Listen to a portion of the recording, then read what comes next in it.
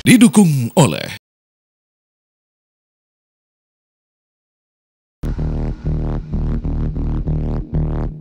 Kapolri ingatkan seluruh paslon dan pendukung paslon di Pilkada serentak untuk siap menang dan siap kalah.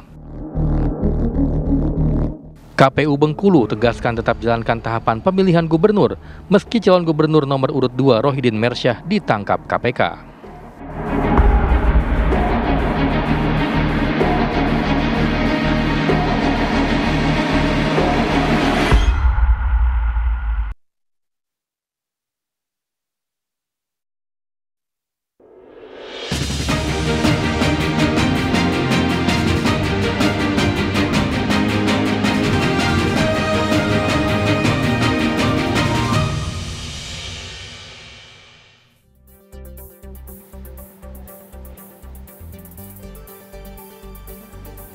Selamat sore pemirsa, apa kabar Anda? Hari ini selain dua kabar utama tadi, beragam kabar jelang pelaksanaan Pilkada serentak akan kami hadirkan ke hadapan Anda dalam 1 jam ke depan bersama saya Prita Zeka. Inilah kabar pemilu kada selengkapnya untuk Anda.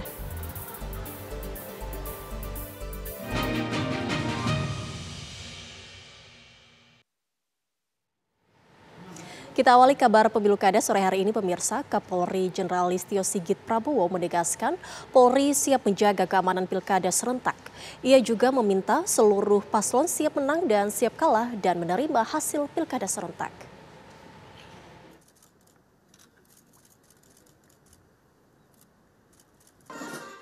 Polda Metro Jaya bersama TNI menggelar apel gabungan dalam rangka Operasi Mantap Praja pengamanan Pilkada 2024 di wilayah Jakarta Raya. Apel yang dilaksanakan di lapangan Silang Monas itu dihadiri langsung oleh Kapolda Metro Jaya Irjen Karyoto, Pangdam Jaya Maijen Rafael Granada Bay, dan PJ Gubernur DKI Jakarta Teguh Setiabudi. Menurut Kapolda Metro Jaya, Operasi Mantap Praja Jaya melibatkan lebih dari 88.000 personel gabungan yang terdiri dari 6.000 personil TNI, 17.000 personil Polri, serta didukung oleh 63.000 personel Linmas. Mereka akan disebar ke lebih dari 30.000 TPS yang ada di wilayah hukum Polda Metro Jaya. Kapolda juga meminta semua pihak untuk menjaga suasana kondusif di masa tenang dan hari pemilihan. Mari kita sama-sama mengupayakan ya dengan segala yang ada pada kita dengan cara berkomunikasi, berkoordinasi, berkolaborasi, dan bersinergi untuk sama-sama menjaga situasi dan menyukseskan pemilu kada agar aman dan kondusif. Siapapun yang terpilih nanti itu adalah sebuah proses demokrasi yang harus kita terima. Sementara di tempat terpisah, Polri, TNI, KPU, Bawaslu, dan DKPP menggelar rapat terakhir pelaksanaan Pilkada serentak. Usai rapat, Kapolri Jenderal Listio Sigit Prabowo memastikan bahwa Polri siap menjaga keamanan seluruh rangkaian Pilkada serentak 2024. Menurutnya, Polri telah memetakan sejumlah daerah rawan dalam Pilkada serentak. Untuk itu, Polri akan menggandeng sejumlah pihak untuk berkolaborasi dalam kelancaran Pilkada. Kapolri juga meminta semua pihak siap menang dan siap kalah untuk menerima hasil Pilkada. Apapun hasilnya tentu harus bisa diterima, baik oleh pendukung ataupun paslon sendiri. Jadi siap menang, siap kalah, dan yang paling utama adalah menjaga persatuan dan kesatuan di atas kepentingan kelompok, dan ini penting supaya stabilitas Kamtibmas sebagai syarat utama pembangunan terus bisa terjaga. Kapolri juga mengimbau kepada masyarakat untuk dapat menyalurkan hak pilihnya dengan baik. Dari Jakarta, tim TV One mengabarkan.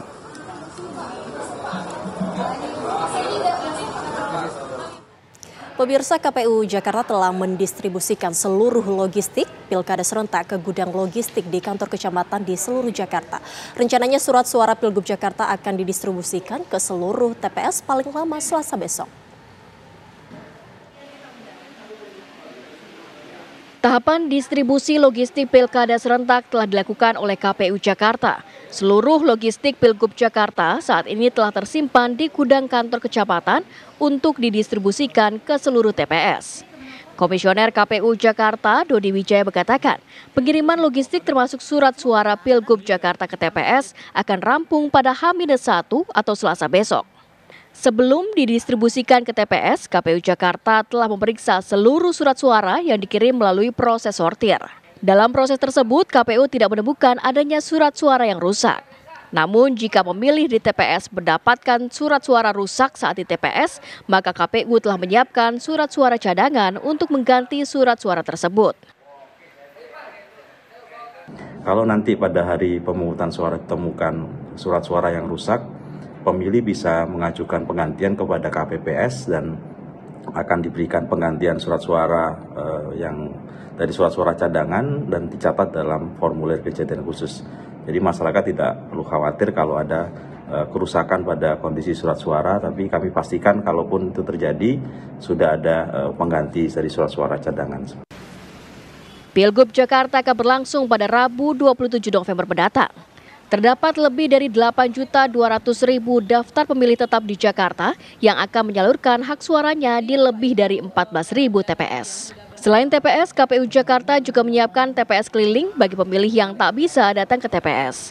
Dari Jakarta, tim TV One mengabarkan. Memasuki masa tenang Pilkada serentak, Pemprov DKI Jakarta langsung melakukan penertiban dan pembersihan alat peraga kampanye. Penertiban APK juga dibantu oleh para tim pemenangan ketiga calon Pilgub Jakarta. Pembersihan alat peraga kampanye Pilgub Jakarta dilakukan sejak pukul 00 hari Minggu kemarin. Sebelum pembersihan alat peraga kampanye, Pemprov DKI Jakarta terlebih dahulu menggelar apel yang diikuti sekitar 3.000 peserta yang terdiri dari KPU, Bawaslu, Forkopimda Pemprov DKI, TNI, Polri, dan juga tim pemenangan paslon.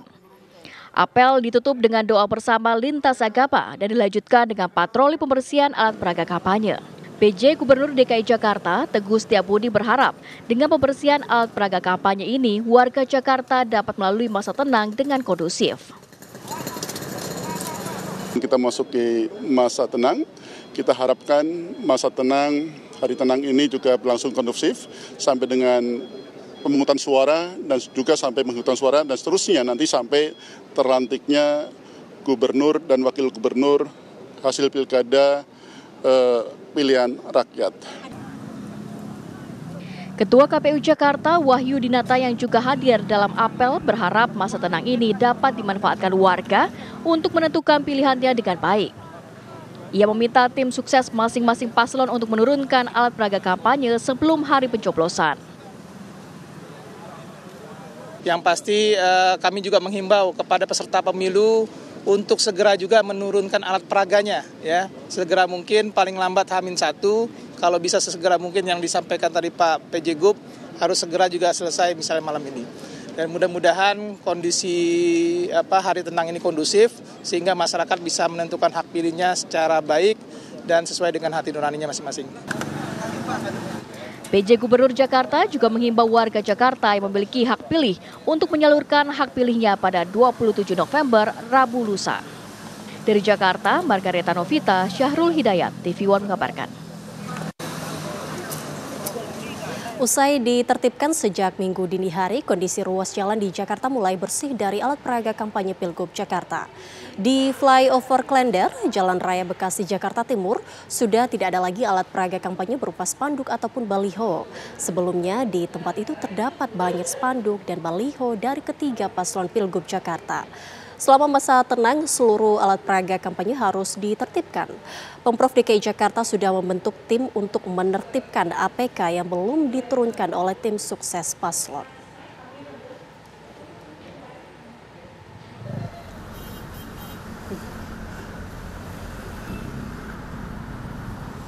Bawaslu Jakarta menyatakan akan menindak tegas pelaku politik uang di masa tenang Pilgub Jakarta. Untuk mencegah hal-hal itu, Bawaslu telah menyiapkan tim untuk melakukan patroli pencegahan politik uang ke sejumlah lokasi yang dianggap rawan politik uang.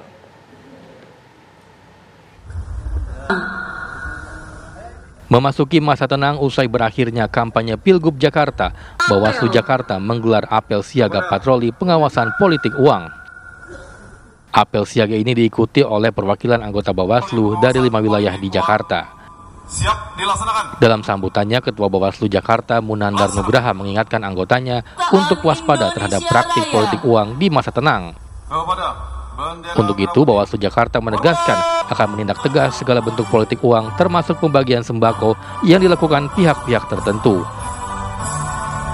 Mulai malam ini kita menggelar patroli politik uang mulai masuk ke gang-gang, lorong-lorong dan semua perkampungan. Dan kami juga melibatkan sentra Gakumdu. Mulai malam nanti kita juga akan melakukan patroli di seluruh titik di Jakarta ini. Kalau misalkan ada yang melakukan praktek-praktek politik uang, membagikan sembako, amplop, voucher dan seterusnya, kami tidak segan-segan untuk melakukan penindakan.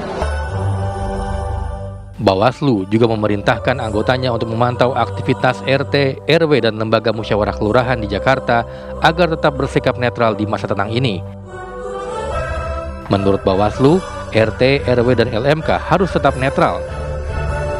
Jika ada yang tidak netral, Bawaslu akan membuat rekomendasi kepada lurah dan camat untuk memberikan sanksi kepada RT, RW, dan juga pengurus LMK.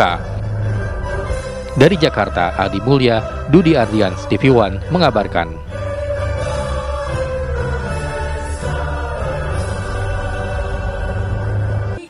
Pemirsa, usai jeda kami hadirkan informasi menarik lainnya. Untuk Anda tetaplah bersama kami.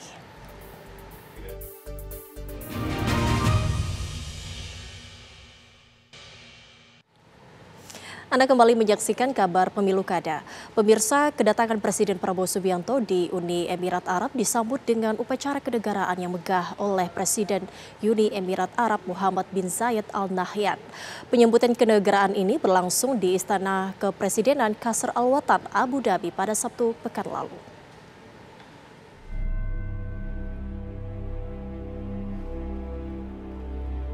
Upacara penyambutan Presiden Prabowo Subianto berlangsung dengan megah saat tiba di Istana Kepresidenan Qasr Al Watan, Abu Dhabi, Uni Emirat Arab. Sepanjang perjalanan sejak memasuki gerbang istana, mobil berwarna putih yang digunakan Presiden disambut dengan meriah oleh pasukan berkuda dan unta yang berjejer di sisi kanan dan kiri jalan. Setibanya di pelataran istana, dentuman meriam terdengar menggema sebanyak 21 kali. Menandakan kedatangan tamu kehormatan.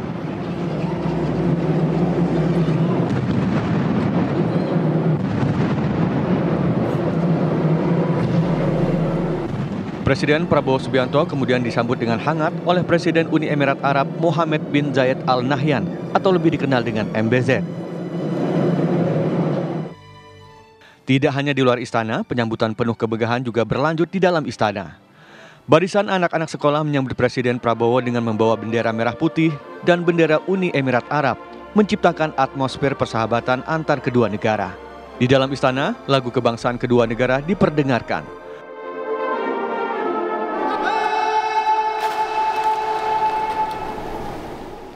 Presiden Prabowo dan Presiden MBZ kemudian melakukan inspeksi pasukan. Penyambutan megah yang diterima oleh Presiden Prabowo Subianto mencerminkan hubungan yang erat dan saling menghormati antara Indonesia dan Uni Emirat Arab.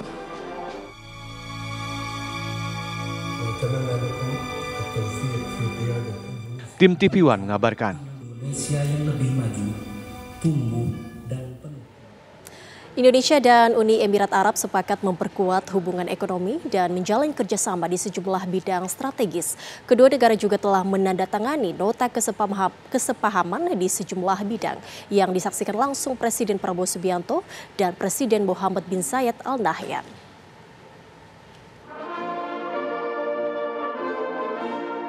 Dalam pertemuan bilateral antara Presiden Prabowo Subianto dan Presiden Mohammed bin Zayed Al Nahyan atau MBZ, Indonesia dan Uni Emirat Arab melakukan pertukaran nota kesepahaman MOU dalam sejumlah bidang.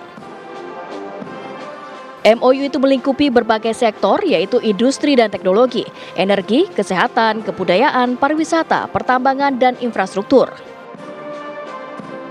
Presiden juga menyampaikan prioritas bagi pemerintah yang ia pimpin adalah terutama untuk menjamin keamanan dan ketahanan pangan. Dalam pertemuan itu, Prabowo mengundang Uni Emirat Arab untuk bekerja sama dengan Indonesia dalam menjamin keamanan dan ketahanan pangan.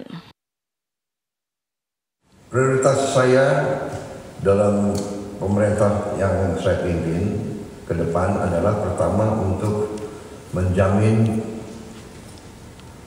keamanan dan ketahanan pangan. Kedua, ketahanan energi. Ini berarti kita ingin melaksanakan industrialisasi yang sangat besar. Kita bisa bekerja di beberapa bidang dan kami ingin mengundang Uni Arab Emirates untuk aktif berpartisipasi dalam ekonomi kami. Dalam kesempatan ini, Presiden Prabowo juga menyampaikan terima kasih atas inisiatif Uni Emirat Arab dalam melibatkan Indonesia pada misi kemanusiaan di Gaza. Tim TV One mengabarkan.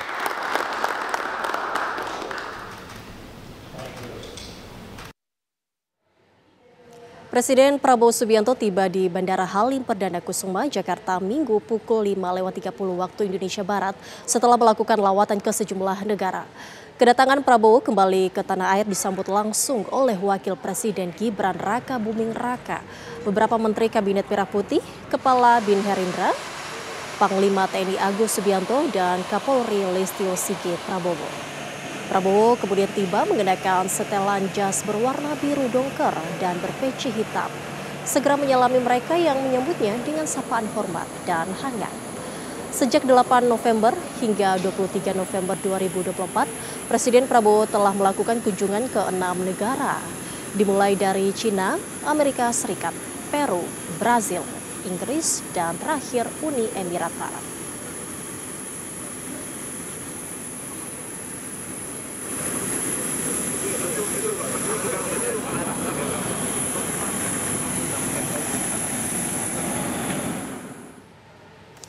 Sejak 8 hingga 24 November 2024, Presiden Prabowo Subianto melakukan kunjungan kerja ke 6 negara.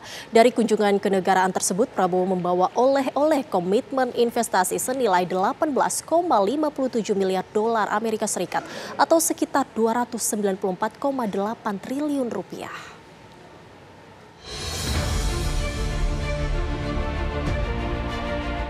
Presiden Republik Indonesia Prabowo Subianto tiba di Indonesia di Bandara Halim Perdana Kusuma, Jakarta pada Minggu pagi, disambut oleh Wakil Presiden Gibran Raka Buming Raka dan jajaran Kementerian Kabinet Merah Putih. Presiden telah menyelesaikan lawatannya ke sejumlah negara yang dilakukan sejak 8 November hingga 23 November 2024. Negara pertama yang dikunjungi adalah Cina. Prabowo bertemu dengan Presiden Tiongkok Xi Jinping. Dilanjutkan ke Amerika Serikat, berjumpa Presiden AS Joe Biden.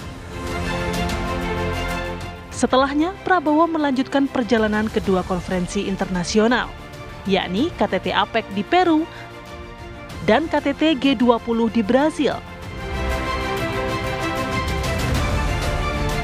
Prabowo kemudian bertolak ke Inggris untuk bertemu Raja Charles III dan Perdana Menteri Inggris Keir Starmer.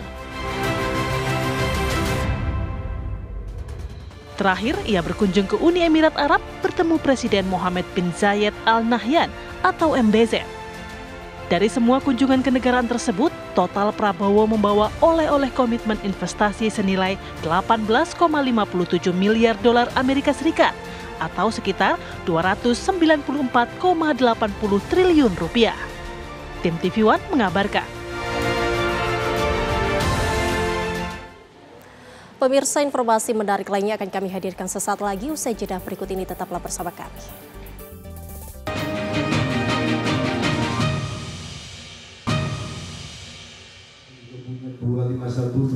orang BPS dan 251265 orang sekretariat BPS di 83755 Desa Kelurahan serta 3.047.72 orang KPPS dan 870.592 petugas ketertiban di 435296 TPS. KPU Provinsi dan KPU Kabupaten Kota juga melaksanakan pelantikan dan BIMTEK sudah kami lakukan semua. Sampai hari ini sudah siap semua dan berdasarkan monitoring logistik per 24 November pukul 17.00 waktu WIB, surat suara Pilgub yang dibutuhkan sebanyak 206.9,450 lembar telah terpenuhi sebanyak 99,99%, sedangkan surat suara pemilihan bupati dan wakil bupati sudah terpenuhi sebanyak 201.539.680 lembar atau sebesar 99,79%. Atas kekurangan tersebut saat ini sedang dalam proses pemenuhan, insya Allah sekarang sudah selesai. Kemudian dari total kotak suara juga demikian, telah terpacking 83669 atau 98,39% dan telah dilakukan distribusi ke PPK. Dari total kotak suara yang telah distribusi telah diterima PPK sebanyak 47,92%. Jadi hari ini dari PPK, besok PPK ke desa dan distribusi ke TPS-TPS, dan besok juga akan dibuat TPS untuk persiapan pelaksanaan pemungutan suara di 27 November atau hari Rabu. Bapak Presiden juga sudah menerbitkan keputusan Presiden nomor 33 berkaitan dengan hari pemungutan suara sebagai hari pemungutan suara di Pilkada sebagai hari libur nasional. Oleh karena itu, kami dari KPU Republik Indonesia berharap masyarakat, teman pemilih sekalian datang ke TPS dengan situasi riang gembiraan, menjaga situasi yang kondusif dan juga menghormati pilihan-pilihan yang berbeda dari masyarakat, sehingga kita bisa menjaga situasi hari H 27 November nanti pilkada kita berjalan dengan jurdil, berjalan dengan luber dan juga berintegritas dan juga berlangsung dengan damai. Dan pada saatnya kita semua menghasilkan atau mendapatkan hasil pilkada orang-orang atau pemimpin yang berkualitas yang menjalankan amanah sebagaimana pilihan masyarakat, pilihan pemilih pada hari pilkada. Demikian yang dapat saya sampaikan. Ya, pemirsa, Komisi Pemberantasan Korupsi atau KPK menetapkan Gubernur Bengkulu Rohidin Mersyah sebagai tersangka kasus dugaan pemerasan dan gratifikasi terkait dengan pendanaan pada pencalonan di Pilkada 2024.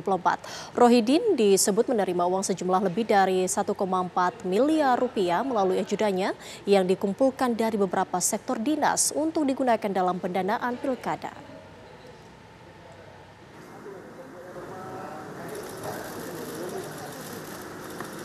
Komisi Pemberantasan Korupsi menetapkan Gubernur Bengkulu Rohidin Mersyah sebagai tersangka kasus dugaan pemerasan dan gratifikasi terkait dengan pendanaan pada pencalonan di Pilkada 2024.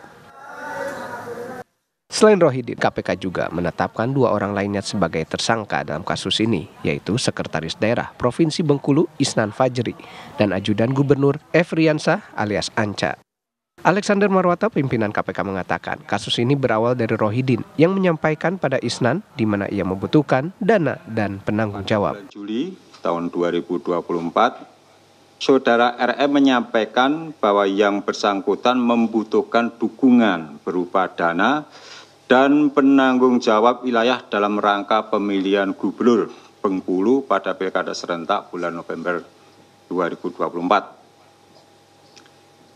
Selanjutnya pada sekitar bulan September sampai dengan Oktober 2024, Saudara IF mengumpulkan seluruh ketua OPD dan kepala biro di lingkup Pemda Provinsi Bengkulu dengan arahan untuk mendukung program Saudara RM yang mencalonkan diri kembali sebagai Gubernur Bengkulu. Saudara SD mengumpulkan uang sejumlah 2,9 miliar. Saudara SD juga diminta Saudara RM untuk mencairkan honor PTT pegawai tidak tetap dan GTT guru tidak tetap seprovinsi Bengkulu sebelum tanggal 27 November tahun 2024. Jumlah honor per orang adalah 1 juta. Kemudian pada bulan Oktober 2024, Saudara FEP menyerahkan setoran donasi dari masing-masing satker di dalam tim pemenangan Kota Bengkulu kepada RM melalui EP sejumlah 1.405.000.000 rupiah.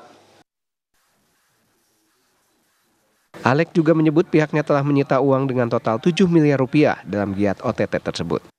Atas perbuatannya, para tersangka disangkakan telah melanggar ketentuan pada pasal 12 huruf E dan pasal 12B Undang-Undang Nomor 31 Tahun 99, sebagaimana telah diubah dalam Undang-Undang Nomor 20 Tahun 2001, junto pasal 55 KUHP. Sebelumnya KPK telah menjaring 8 orang pejabat Pemprov Bengkulu, salah satunya adalah Rohidin, sedangkan ke-7 orang lainnya merupakan kepala biro, kepala dinas, dan ajudan gubernur.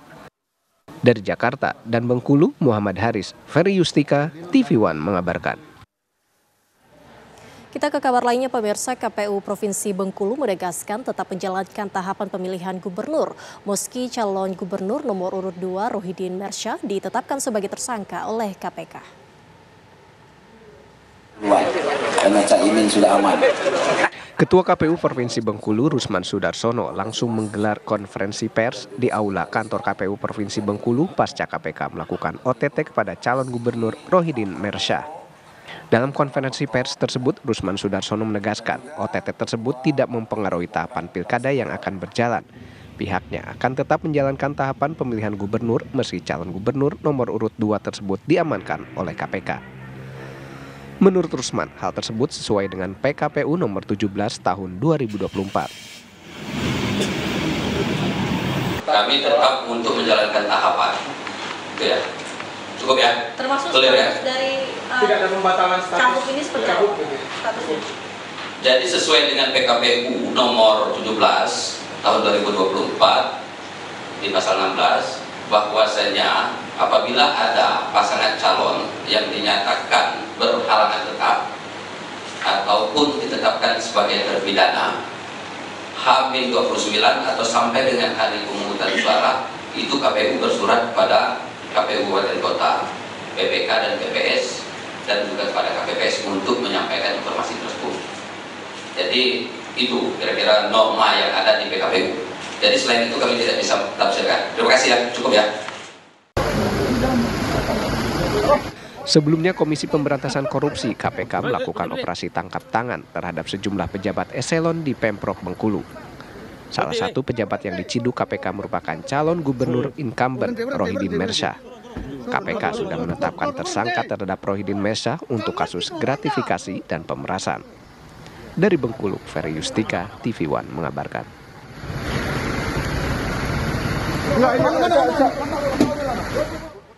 Kita beralih ke kabar lainnya, pemirsa. Pemerintah Kabupaten Kebumen, Jawa Tengah menggelar upacara peringatan Hari Guru Nasional 2024 di halaman Pendopo Kebumian Kebumen, Jawa Tengah. Upacara Hari Guru Nasional 2024 berlangsung di halaman Pendopo Kebumian Kebumen. Dihadiri Bupati Arief Sugianto, Wakil Bupati Ristawati Purwaningsih, jajaran Forkopimda, Sekda, Kepala OPD, pengurus PGRI Kabupaten Kebumen, para kepala sekolah, guru, siswa, serta perwakilan mahasiswa. Dalam upacara kali ini, Bupati menyampaikan selamat atas Hari Guru Nasional. Ia mengapresiasi kepada guru-guru yang telah dengan tulus ikhlas mendidik putra-putri menjadi insan yang cerdas dan berakhlak.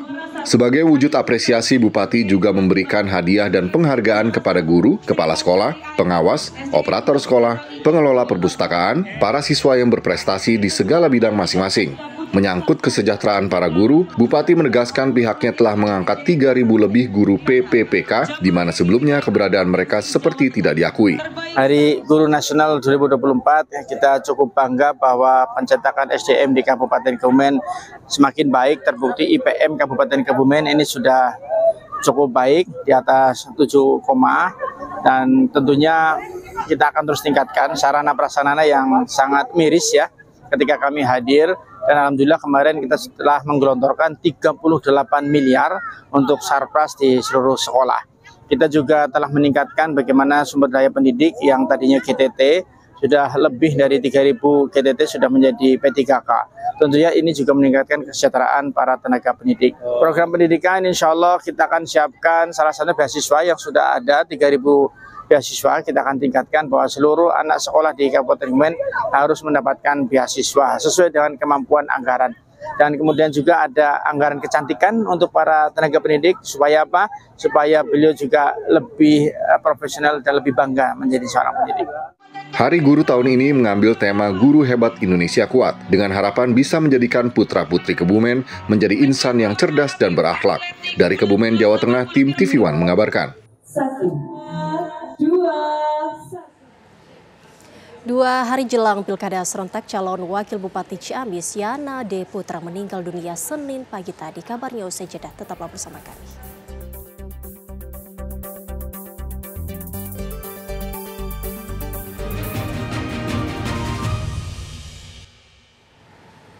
Terima kasih masih bersama kami di Kabar Pemilu Kada.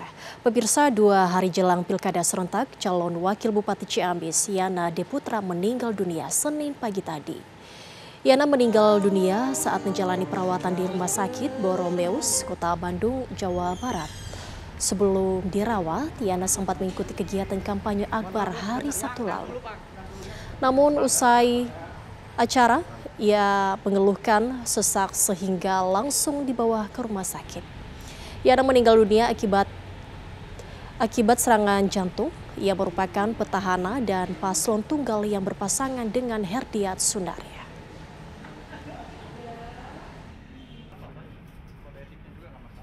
Sakit jantung. Serangan jantung. Jam berapa? Itu sebelumnya tadi meninggalnya jam berapa, Pak? Kalau dari kalau kesini sampai jam 7. Jam 7, Pak ya. Awalnya ada ini nggak, Pak? Keluhan ada sesak dulu sebelumnya. Sebelumnya melakukan kampanye Akbar, Pak ya? Ya. Sebelumnya kampanye Akbar ya? Kemarin. Rencana dimakamkan di mana, Pak? Nanti di Ciamis, nanti keluarga yang makan. Petugas Satpol PP dan Dinas Perhubungan Kabupaten Sleman menurunkan baliho pilkada berukuran raksasa. Baliho tersebut terpaksa diturunkan karena masih terpasang pada masa tenang pilkada.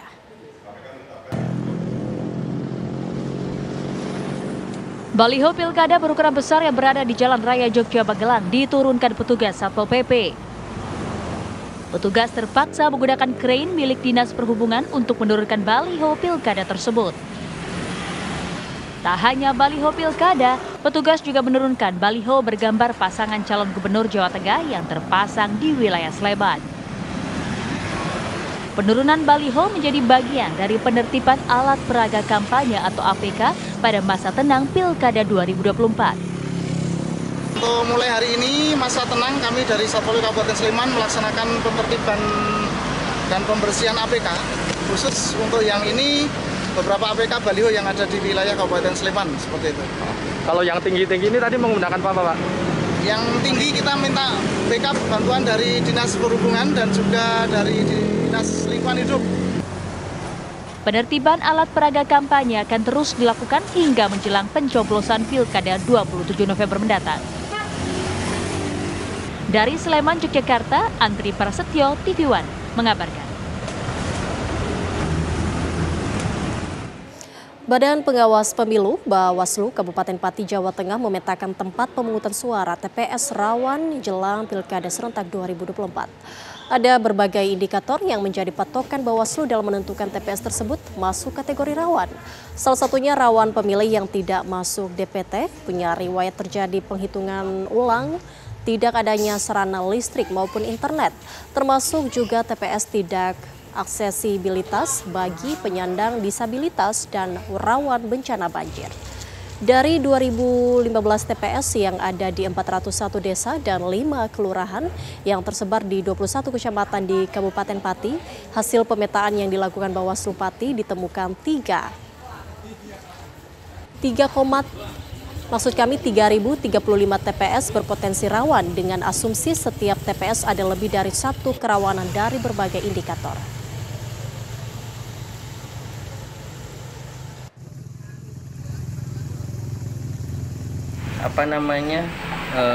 Indikator ini ada masing-masing. Seperti TPS yang terdapat DPT tidak memenuhi syarat ini ada 883 TPS. Selanjutnya TPS yang terdapat pemilih DPTB ada 437 TPS. Jadi memang berbeda-beda setiap indikatornya. Kalau bencana? Bencana untuk yang bencana sendiri ada 33 TPS. Usai jeda kita akan melihat perjuangan petugas dalam mengirim logistik pilkada di Papua. Tetap di Kabar Pemilu Kada.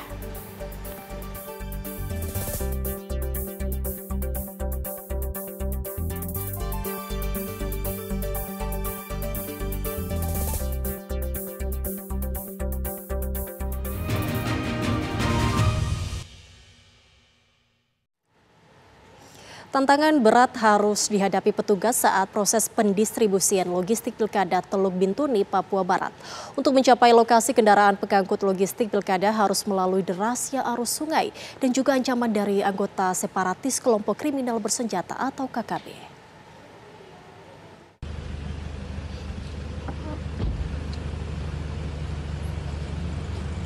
Beginilah beratnya medan yang harus dilalui petugas untuk mencapai lokasi tempat pemungutan suara di 5 distrik di Teluk Bintuni, Papua Barat. Untuk mencapai lokasi, kendaraan pengangkut logistik Pilkada harus melalui derasnya arus Sungai Meof.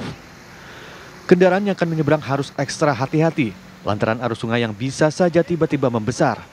Mengingat dalam beberapa hari terakhir, Teluk Bintuni diguyur hujan yang cukup deras. Distrik atau Kecamatan Merde, Distrik Moskona Utara, Distrik Moskona Timur, Distrik Maseta, Distrik Wamesa memang menjadi wilayah pendistribusian logistik Pilkada Teluk Bintuni yang sulit dijangkau. Selain akses yang tidak memadai, petugas juga harus mewaspadai ancaman dari anggota separatis kelompok kriminal bersenjata atau KKB. Guna mengantisipasi ancaman tersebut, pendistribusian logistik Pilkada dikawal ketat oleh aparat TNI dan Polri bersenjata lengkap. Untuk pengamanan Pilkada Teluk Bintuni, jumlah personel keamanan yang dikerahkan sebanyak 415 orang. Pada Pilkada tahun ini, Kabupaten Teluk Bintuni memiliki 54.902 daftar pemilih tetap dan 187 TPS yang tersebar di 24 distrik, 117 kampung atau desa dan kelurahan. Sementara itu ada 3 paslon bupati yang maju berlaga, yakni paslon nomor urut 1 Yohanis Manibui dan Joko Lingara. Paslon nomor urut 2 Daniel Asmorom dan Alimuddin Baidu, dan paslon nomor urut 3 Robert Manibui dan Ali Ibrahim Bau. Dari Teluk Bintuni, Papua Barat, Takdir TV One mengabarkan.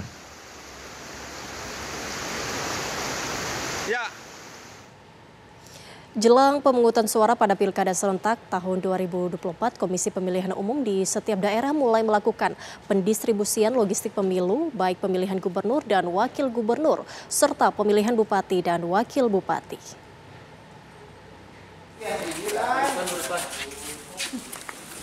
Komisi Pemilihan Umum Kabupaten Darmasraya telah melakukan pendistribusian logistik Pilkada menuju ke PPK dan TPS.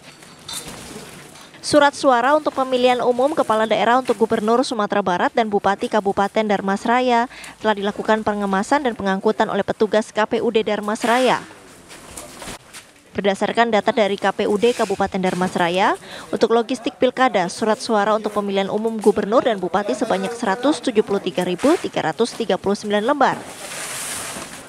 Sedangkan kotak suara berjumlah 832 kotak dan untuk bilik suara 1.664 bilik dengan jumlah TPS 416 lokasi. Jelang pemungutan suara pada Pilkada serentak tahun 2024, Komisi Pemilihan Umum Kabupaten Oku Selatan mulai melakukan pendistribusian logistik pemilu, baik pemilihan gubernur dan wakil gubernur Sumatera Selatan, serta pemilihan bupati dan wakil bupati Oku Selatan.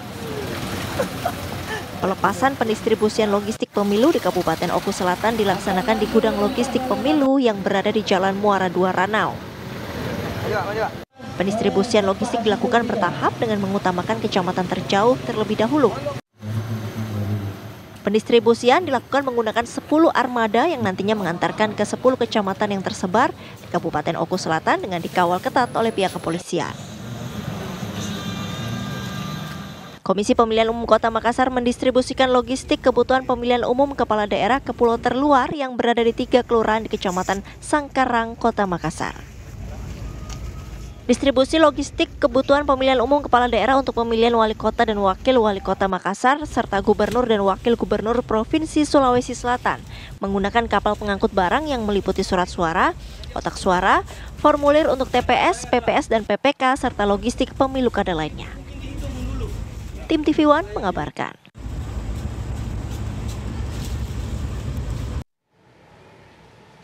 Pemirsa, kabar tadi menutup perjumpaan kita di Kabar Pemilu Kada sore hari ini. Sebentar lagi juga Anda akan menyaksikan Kabar Petang. Saya Prita Zega mewakili kru yang bertugas pamit undur diri. Terima kasih atas perhatian Anda dan sampai jumpa.